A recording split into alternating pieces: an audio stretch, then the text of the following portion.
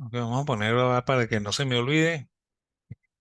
Ok, y vamos a comenzar, ¿no? Ok, hoy vamos a hablar de la tercera generación, ¿no? Y por lo que estoy viendo, sí sale la tercera generación, ¿no? Lo que pasa es que hay que comenzar por Von Baber porque Von Baber es el maestro de la tercera generación, ¿no? Ok, bueno, de hecho, cuando comentamos de Von Baber la semana pasada, habíamos dicho que él fue el originador de la teoría del capital, ¿ok? De la escuela austríaca, ¿ok? Y en esa teoría del capital, él expone, ¿ok? Varias cosas, ¿no? Entre ellas la teoría de la formación de precios, ¿ok? Que es la que vamos a ver de seguida, ¿ok? Este, eh, Originalmente estaba en el trabajo de Menger, ¿ok? Pero no está tan bien explicado como está en el trabajo de Von Baber, ¿no? Von Baber explica que los precios se forman, ¿ok? Por el resultado de un proceso social de mercado, ¿ok? Regido por la función empresarial, ¿ok? Y bueno, y él parte de suponer que hay un solo comprador y un solo vendedor, ¿ok? Él se propone una serie de cotizaciones de compra y de cotizaciones de venta. El ejemplo que usa Von Baber es un ejemplo bien curioso porque no es una cosa que es común hoy, ¿no? ¿Ok? Porque acuérdense que Von Baber nace en 1851 y muere en 1914, cuando está comenzando la Primera Guerra Mundial. ¿Ok? Por lo cual Von Baber fue un hombre del siglo XIX, ¿no? ¿Ok? Y, y bueno, y Viena, que era la capital del Imperio Austrohúngaro, ¿ok? Bueno, y todo el Imperio Austrohúngaro era un imperio que se movía en carretas, ¿no? ¿Ok? Y bueno, en la cual eh, tener caballo era una cosa muy importante, ¿no? ¿Ok? Este, eh, y bueno, y él parte de un caso muy particular, ¿no? Que es una subasta de caballos, ¿no?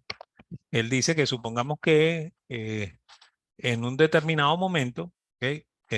Hay un solo vendedor, un solo comprador de caballos que está dispuesto a pagar 150 coronas, ¿ok? Por el caballo, ¿ok?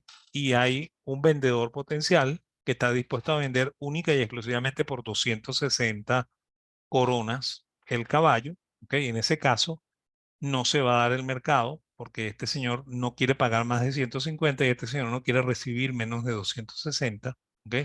Por lo cual ahí hay una brecha de mercado que no puede ser cerrada, ¿no?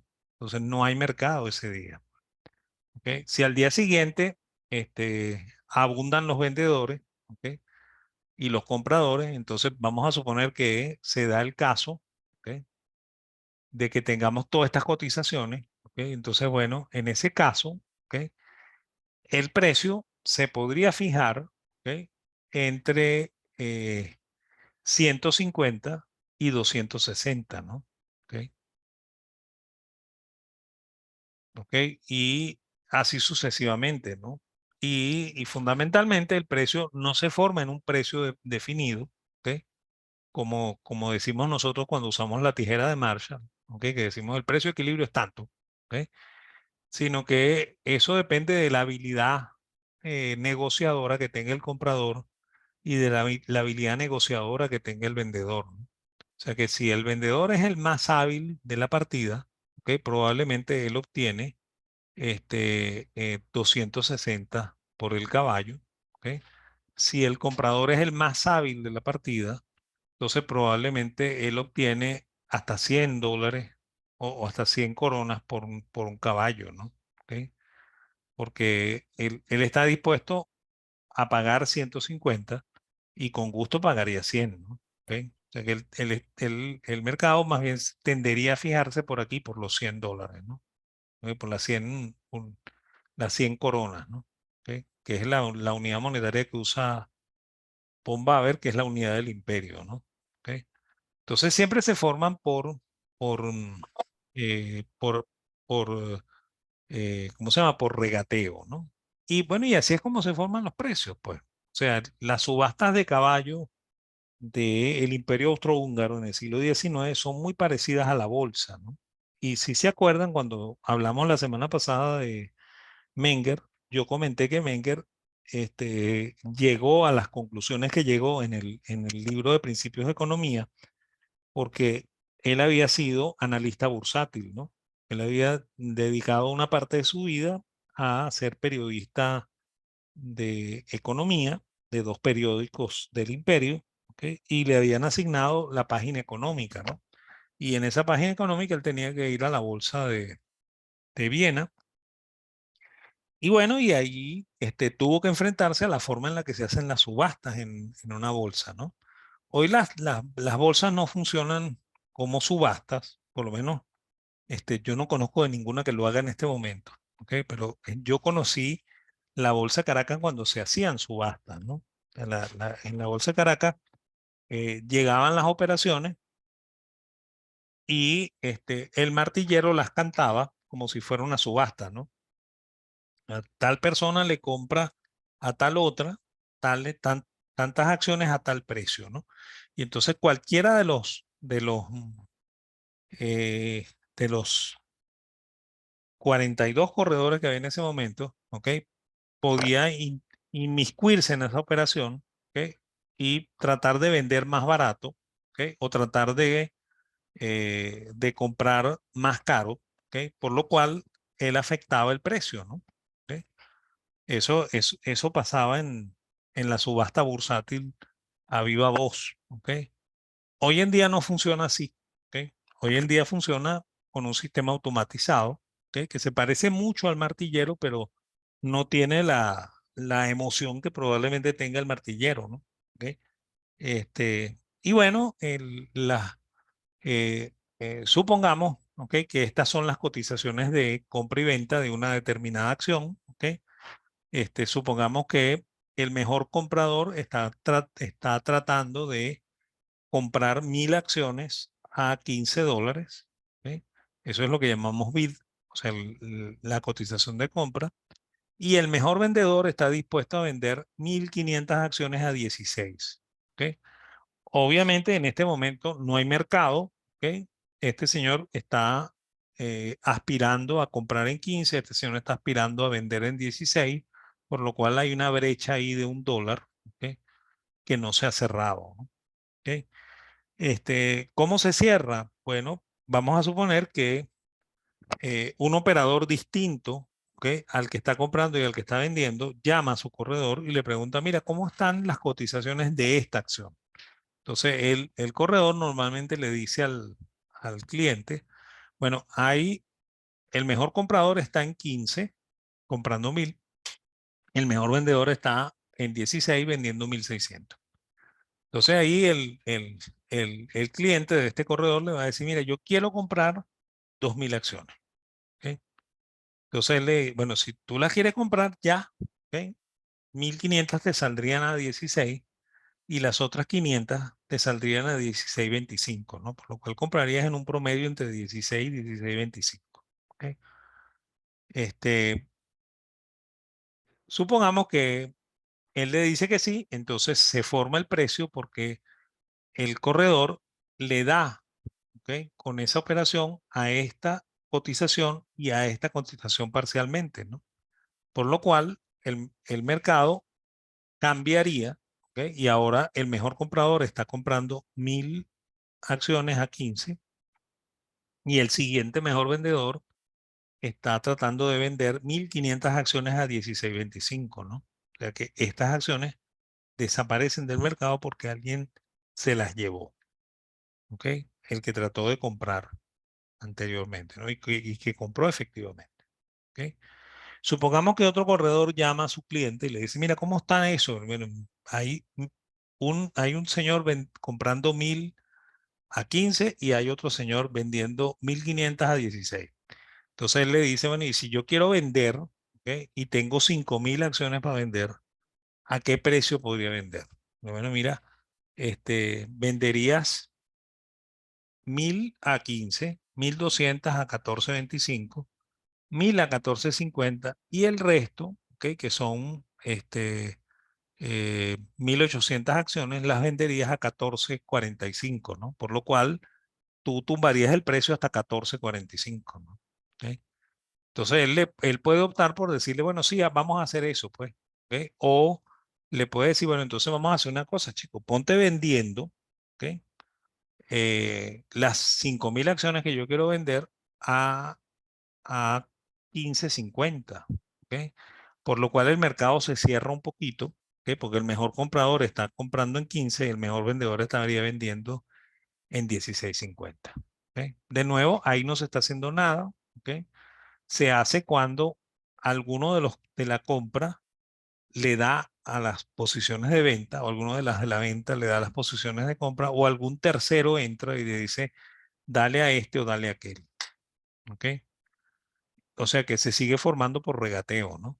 Siempre los precios en los mercados se forman por regateo, ¿ok? Nos guste o no nos guste. O sea que el diagrama de Marshall tiene muy pocas cosas que decir, ¿ok? Frente a lo que nos puede decir Von Baber acerca de la fijación de precios, ¿no? Y fíjense una cosa muy importante, ¿no? Que el, el precio depende de la habilidad negociadora que tenga el comprador o que tenga el vendedor, ¿ok? Si la habilidad la tiene el vendedor, ¿ok? El precio va a ser más alto, ¿ok? Si la habilidad la tiene el comprador, el precio va a ser más bajo, ¿ok?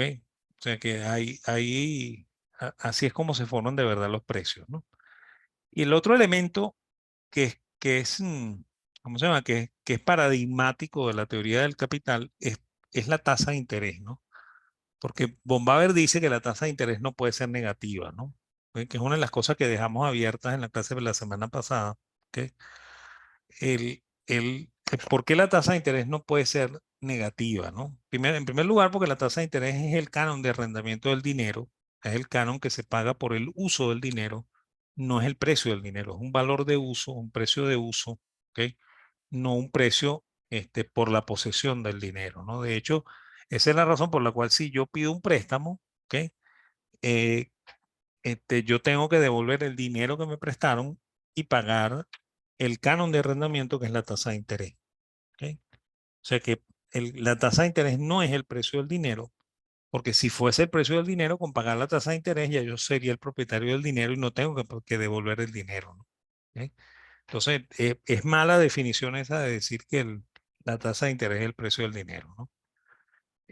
Además, el interés no es un bien, no es el precio de un bien de consumo, ¿ok? Por lo que el IPC tiene muy poco que ver con él, ¿ok? Y en general no tiene que ver con ningún índice de precio, ¿ok? Porque, insisto, sigue siendo el valor de uso del dinero, ¿ok? No un precio, ¿ok? No un precio por la propiedad de un bien, ¿ok? Eso hay que tenerlo bien presente, ¿no? ¿Ok? Este, Esa es la primera cosa con respecto a la tasa de interés, ¿no? La otra es que cuando usted se endeuda, ¿ok? La única manera que usted tendría de ganar, ¿ok? Es que el rendimiento de su inversión, ¿ok? Supere la tasa de interés, ¿ok? Por lo cual, de aquí se excluyen los bienes de consumo, los activos inmobiliarios y los activos mobiliarios. O sea que casi ningún bien cubre con esto, ¿no? ¿Ok? Eh, eh, ¿por, por qué razón? Fíjense, si yo mm, uso mi tarjeta de crédito, si tuviera crédito, pues en este país ya no hay crédito, si yo tuviera tarjeta de crédito y lo usara para comprar el mercado, ¿ok?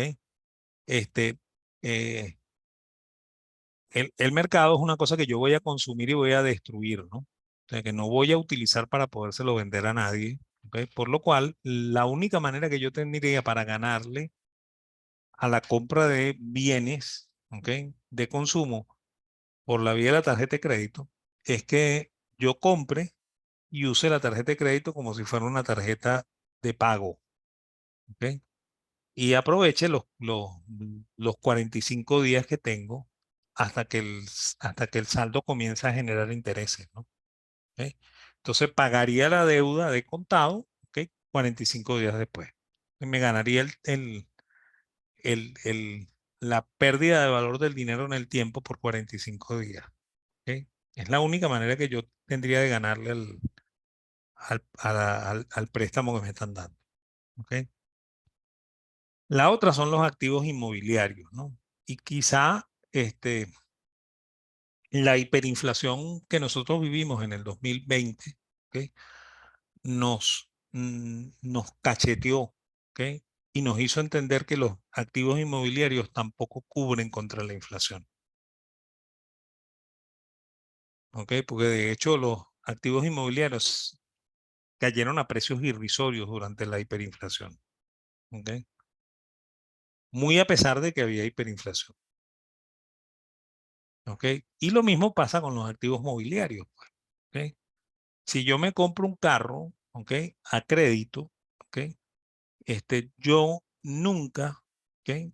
Voy a reponer el crédito que pagué, porque al final yo voy a vender el carro a un precio mucho más barato que como lo compré. ¿Ok? Entonces no tiene sentido el medir una tasa real de interés como en algún momento lo hizo Marshall. ¿Ok? Y como se hace normalmente en economía, ¿no? El, solo tendría sentido para un comerciante que mueve inventarios. ¿Ok? Y de nuevo aquí estamos ante un tipo que probablemente compra a crédito, ¿ok? Y paga ese crédito con un solo pago 45 o 90 días después. ¿Ok? Entonces, en ese caso, ¿ok? Si él logra mover los inventarios mucho más rápido que lo que él paga el crédito, ¿ok? Él le está ganando la inflación. Él sí le está ganando la inflación. ¿Ok? Y les voy a poner un caso, ¿no? Macro, ¿ok? Que no sé cómo funciona hoy, ¿ok? Creo que me dijeron que ya no funciona así, ¿ok? Funcionaba de esta manera, ¿no? Macro compraba a 90, ¿ok? 180 y 270 días, ¿ok? Y efectivamente pagaba a 110, ¿ok? 215, ¿ok? Y, y 300 días, ¿ok? Y mientras tanto, ¿ok? Lo que iba a pagar ya lo había vendido. ¿Ok? Y normalmente vendía la mercancía mucho más barato que como la compraba. ¿Ok? Y se los comento por la siguiente razón, ¿no? Yo conocí al presidente de Mayupan, que era que son esta gente que, que cría y beneficia pavos. ¿Ok? Y ellos el tipo me comentó que él nunca entendió por qué Macro vendía más barato que él, ¿ok? El kilo de pavo. ¿Ok? Y yo se lo expliqué, ¿no? Yo le dije, bueno, muy sencillo, ¿cómo le vendes tú? ¿A qué plazo? Y entonces el tipo me dijo los plazos. Le digo, bueno, mientras tú le estás mandando la segunda, tercera y cuarta remesa de pavo, ¿ok? Él ya vendió la primera, ¿ok? Está a punto de vender la segunda, ¿ok? Ya va a vender la tercera y no te ha pagado la primera todavía. Entonces, con la plata que él vende de la primera, él la pone en el banco, ¿ok? Le gana intereses, ¿ok? Te paga a ti, ¿ok? Y todo lo que gane en el banco, si compra papeles cero cupón, ¿ok? No pagan impuestos. Y entonces, ¿qué declara él de ganancia agravable? Cero, porque tiene pérdida en operaciones, porque está vendiendo por debajo del costo. ¿Ok? Y además de eso, lo poco que gana, ¿ok? Que es bastante, ¿ok? Se lo gana en financiamiento que no le paguen, que no paga, no paga interés. ¿Ok? Por lo cual tú estás financiando ese negocio, pues. ¿Ok?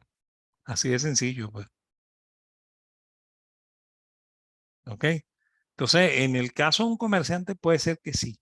¿Ok? Y estoy poniendo el caso de macro, ¿no? De macro antes, yo no sé cómo funciona hoy. ¿Ok? Y además de eso, hay otro elemento, ¿no? Que si uno quiere hacer los cálculos de la tasa de interés real, ¿ok? Solamente son posibles ex post, ¿ok? Y cuando, cuando ya pasó, ¿ok? Ya no tiene ningún sentido teórico hacerle el cálculo de la tasa de interés real. ¿Ok? Si usted perdió, perdió. Y si ganó, ganó. ¿Ok? Pero usted no se puede anticipar a eso, pues. ¿Ok? Y no hay manera de hacerlo nunca ex ante. ¿Ok? O sea, siempre es ex post. ¿Ok? Estamos. Y bueno, y para tratar de explicar un poco eso, yo uso el mismo ejemplo que usé cuando expliqué a Turgot, ¿ok? Porque aunque Bombaver se porta muy mal con Turgot, ¿ok? Bombaver en la primera parte del libro, de la teoría positiva del capital, se llama este, eh, eh, este, teorías acerca del capital. ¿Ve? Y bueno, y a él ahí relata lo que pensaba Turgot, lo que pensaba Smith, lo que pensaba Marx, lo que pensaba eh, eh, eh, ¿cómo es que se llama este otro? Eh, eh, Feuerbach, ¿ok? Sobre el capital, ¿ok? Entonces él, Rodbertus, ¿ok? Este, entonces, él ahí se porta muy mal con, con, con Turgot, ¿ok? Y yo tengo la impresión de que como en realidad lo que él está haciendo técnicamente es repetir lo que Turgot hizo en su momento. Entonces, él quiere anular a Turgot, ¿ok? Como para que no se den cuenta de que él lo que está haciendo es repitiendo el mismo análisis que en su momento hizo Turgot, ¿no? ¿Ok? Entonces, creo que eso es lo que está en el fondo de eso, ¿no? Entonces, bueno, para explicarlo, ¿ok? Yo uso el riesgo de financiamiento, que también lo uso en finanzas y que también lo usé con ustedes cuando expliqué a Turgot, ¿ok? O sea que esto es una repetición de lo que vimos en la clase esa de los preaustríacos, ¿ok? Ese riesgo financiero es el efecto de las variaciones del tipo de interés cuando una empresa está endeudada, ¿ok? Y se explica por el efecto en los balances del negocio y en su estructura de financiamiento, ¿no? ¿Ok? Y bueno, y para poner el ejemplo, ponemos que supongamos que tenemos una empresa que tiene una rentabilidad operativa sobre activos del 12%, o sea que se gana 12% operativo sobre la cantidad de activos que tenga, ¿ok? La empresa requiere realizar una inversión de $100,000, ¿ok? Que sería el activo total de la empresa, ¿ok? Y esa empresa se puede financiar con patrimonio, o sea, esos $100,000 podrían salir de un aporte patrimonial o de una combinación de deuda y patrimonio, ¿no? ¿Ok? Y si la empresa se endeudara, ¿ok?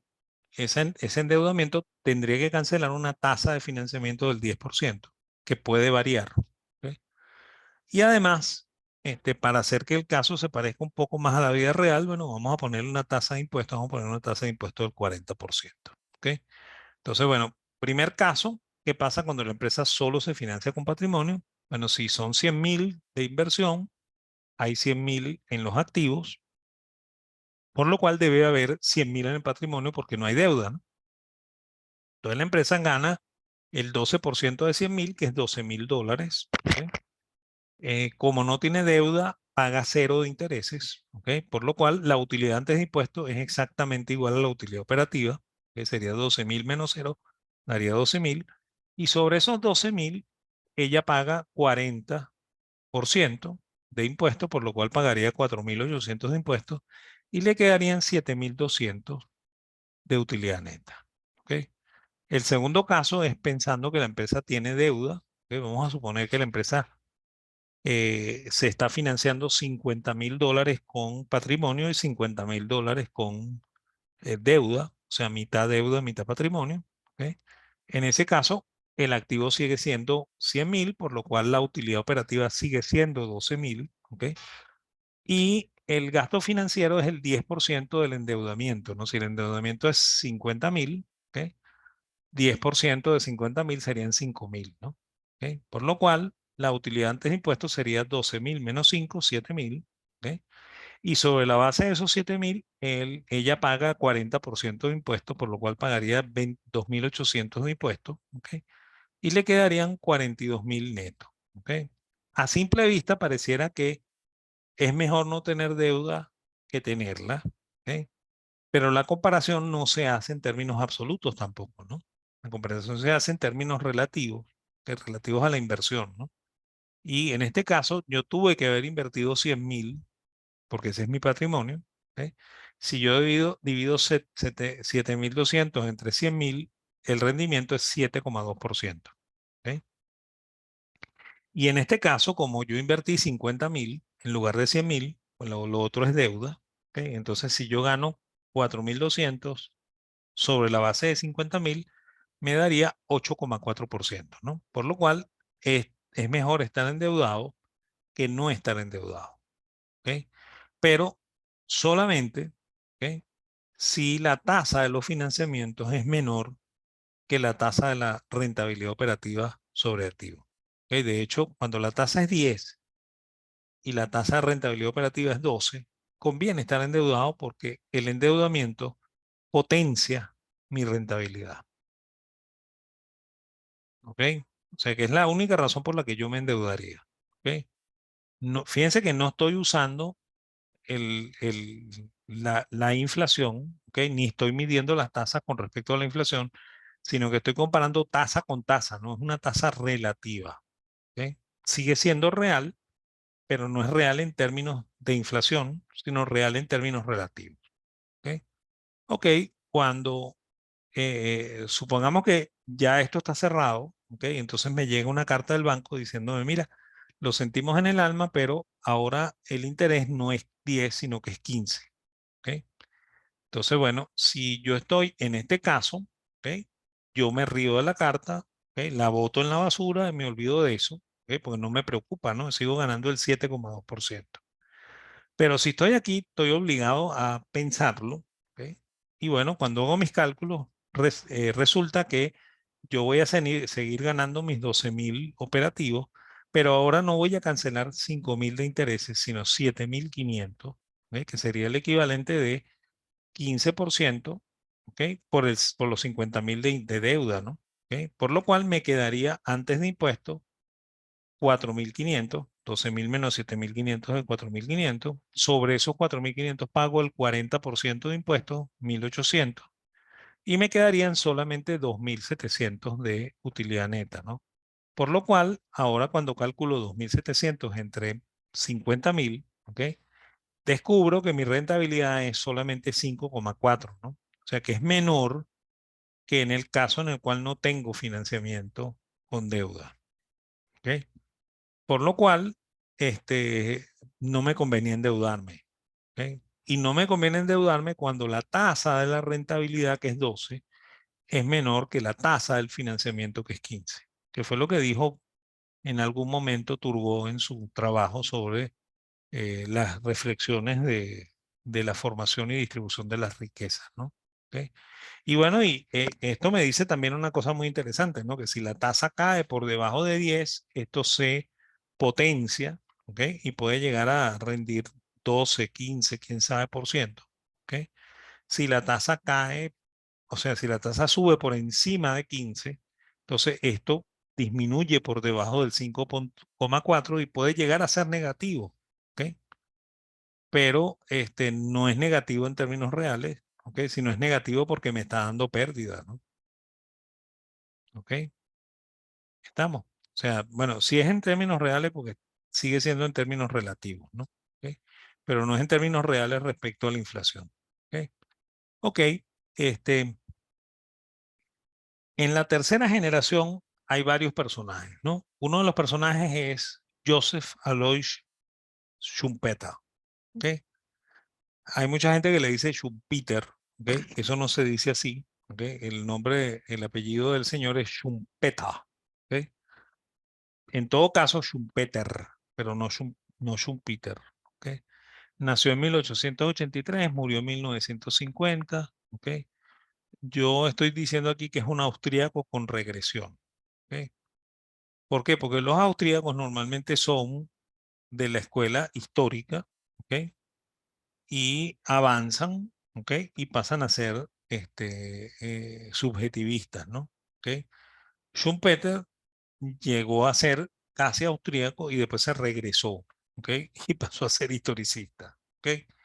Él nació en la región eslava del imperio, ¿ok? En Trish, ¿ok? En la parte de Moravia, ¿ok? Era hijo de un empresario textil, ¿ok? Su padre murió cuando él tenía 4 años, ¿ok? Y su madre se trasladó a la capital de la parte eslava que se llama Graz, ¿ok? Que hoy en día pertenece a Austria, ¿ok? Pero es la parte eslava del imperio, ¿ok? Y ahí se volvió a casar, ¿ok? La madre, que se volvió a casar con un militar del imperio que se llamaba Sigmund von Keller, que era un duque del imperio, que además era militar. Y bueno, y él adoptó de buen grado a Schumpeter, ¿ok? O sea, no fue un padrastro malo, sino todo lo contrario, ¿ok? Decidió irse con su nueva esposa, ¿ok? Y con su hijastro a Viena, ¿ok? Y, y, y, y puso a Schumpeter a estudiar en la escuela Teresiano, ¿ok? En Viena, ¿ok? Luego entró en la Universidad de Viena y estudió Derecho y obtuvo el doctorado en Derecho en el año de 1906, ¿ok? Después de eso, él tuvo una vida medio loca, ¿no? ¿Ok? De hecho, se fue a Londres, ¿ok? Y ahí pasó un año, ¿ok? Diciendo que iba a la London School of Economics a hacer estudios de economía, ¿ok? Y resulta que él no fue a ningún London School of Economics, ¿no? O sea, se la pasó parrandeando por Londres, ¿ok? Y bueno, y ahí conoció a una señora que se llamaba Gladys Ricard, CBA, ¿ok? Y se casó con ella en el año de 1907, ¿no? Esta señora Gladys era 12 años mayor que Schumpeter, ¿no? ¿Ok? Y parece que era una señora con mucha plata, ¿no? Se casó y bueno, y se marchó al Cairo. En el Cairo se convirtió en el representante de una firma de abogados allá en el Cairo, ¿ok? Y mientras estaba allá, escribió un trabajo sobre metodología de la economía, ¿ok? Que yo nunca he conseguido, ¿ok? Es más, he tratado de buscarlo como ustedes no tienen ni idea, ¿ok? Lo único que se consigue de él en internet es un prólogo que escribió Hayek, ¿ok? Eh, pero de una edición que se hizo en algún momento, pero la edición no está en PDF, ¿no? Y no se consigue, ¿no? ¿Ok? Es más, la he estado buscando y no aparece por ningún lado. ¿Ok? Si ustedes se enteran de un libro de metodología de la economía escrito por Schumpeter en el año 1908, me avisan, ¿ok? Me interesaría leerlo. ¿Ok? Creo que debe ser la única cosa verdaderamente austríaca que escribió. ¿Ok? En el año 1909 regresó a Viena, ¿ok? Y consiguió la cátedra Chernovitz. ¿Ok? Fíjense, este nombre, ¿ok? Les debe ser común, ¿verdad? Es donde estaba la, la planta nuclear que estalló. ¿Ok? Eso queda en Galicia Oriental, lo que hoy en día se llama Ucrania. ¿Ok? Es más, la mitad de Ucrania le pertenecía al Imperio Austrohúngaro. ¿Ok? Y se llamaba, como dijimos la semana pasada, se llamaba Lambert. ¿Ok? Ok, en 1911 escribe La teoría del desenvolvimiento económico, que también es un libro que dicen que es austríaco. ¿Ok? Yo no le he conseguido mucho de austríaco el libro. ¿Ok? En ese libro es donde él expone la teoría de la destrucción creativa, ¿ok? Que es una cosa que él de verdad saca eh, de, de Werner Sombart, ¿ok? Y Werner Sombart era un historicista, ¿no? Por lo cual ahí está comenzando la regresión de Schumpeter. ¿Ok? Después pasó a ser titular en Graz, la misma ciudad donde su mamá se casó con el militar. ¿Ok? Y luego entre 1913 y 1914 estuvo en Colombia como profesor invitado. ¿Ok? En el 14 regresó a Viena, ¿ok? Cuando estaba a punto de arrancar la Primera Guerra Mundial, y cuando pasó eso, entonces la esposa, que era británica, la señora Sever, ¿ok? Richard Sever, decidió que no lo iba a acompañar a Viena, y entonces ahí hubo una separación, ¿no? Hubo un rompimiento, ¿no? Ella se fue a Londres, ¿ok? Y él se fue para Viena, ¿ok? Inicialmente él se opuso a la guerra, ¿ok? Porque consideraba que la guerra iba a terminar con el dominio de Alemania sobre Austria, ¿ok? Schumpeter tiene fama de hacer predicciones que no se cumplen, ¿ok? Él creía que la guerra la iba a ganar Alemania y que Alemania se iba a tragar a Austria, por lo cual Austria iba a desaparecer, ¿ok?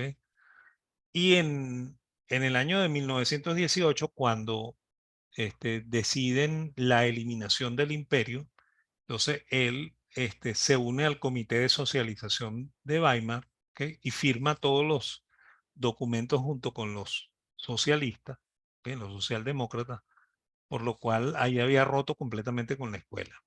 ¿Ok? Sin embargo, bueno, hay gente que todavía dice que él es austríaco. ¿Ok? Incluso en el libro de Historia del Pensamiento Económico de Skousen, ¿ok? Skousen lo llama el, a- el austríaco, el infante terrible de los austríacos, ¿no? ¿Ok? Yo no estoy muy seguro de que le quepa el título, ¿no? Yo creo que él pasó a ser historicista, ¿no? ¿Ok? De hecho, como comenté, firmó el informe junto con los marxistas. Los marxistas eran los socialdemócratas, ¿ok? En lugar de firmarlo con los liberales, o sea que se había cambiado de bando, ¿ok? Luego se fue a Austria y aceptó el Ministerio de Finanzas bajo el gobierno de la socialdemocracia austríaca, ¿ok? En 1919. En el año de 1920 lo votaron del Ministerio de Finanzas porque tenía conductas un poco extrañas. ¿Ok? Él, se había comprado una carroza blanca como si él fuera el emperador, ¿ok? Y andaba por ahí por las calles de Viena con dos señoras de la vida alegre dentro de la camioneta, o sea, dentro de la carroza. ¿Ok? Y bueno, cuando lo votan, él vuelve a ser profesor, vuelve a Graz. ¿Ok? En el año 21 vuelve a renunciar como profesor y se convierte en el presidente de un banco que quebró después en el 24, víctima de la hiperinflación que también vivió Austria en el 23. ¿Ok? Y bueno, en el 25 él vuelve al mundo académico en Alemania, en la ciudad de Bonn. ¿Ok? En el año 25 se vuelve a casar, segundas nupcias, con esta señorita Annie Reisinger, que también es otro caso extraño, ¿no? Ella era una niña de 12 años. ¿Ok? Él no se casa cuando ella tiene 12 años, se casa cuando tiene ya 18, 19 años, ¿no? Pero él se enamora de ella cuando tiene 12 años. ¿Ok? Y le paga los estudios. ¿Ok? Es más, paga para que esté interna en un colegio de monjas y le enseñan a cocinar y todas las cosas para que sea una buena esposa y después se casa con ella. ¿Ok? Después, en el año 26, este, ella está embarazada y aparece la primera esposa acusándolo de bigamia, ¿no? Porque él no se ha divorciado de ella y se casó por segunda vez. ¿Ok? Entonces, eso provocó eh, mm, muchos problemas para esta muchachita Annie, ¿ok? Que al final murió en el parto y murió el bebé. ¿Ok? Por lo cual Schumpeter en el 26 perdió el bebé, la esposa y además perdió la mamá. ¿Ok? Porque la mamá se había venido a ayudar también a esta chica Annie. ¿Ok? Y resulta que la mamá también cayó víctima de todos los líos que se armaron por la esposa que regresó y la mamá también murió. ¿Ok? Por lo cual el año 25 fue un año trágico para Schumpeter. ¿Ok? Año 26, perdón. ¿Ok? En el 32 él intentó tomar la cátedra de Sombart. ¿Ok? Sombart es el autor que yo comenté que es el verdadero inventor de la destrucción creativa. ¿Ok? Y ahí él se da cuenta de que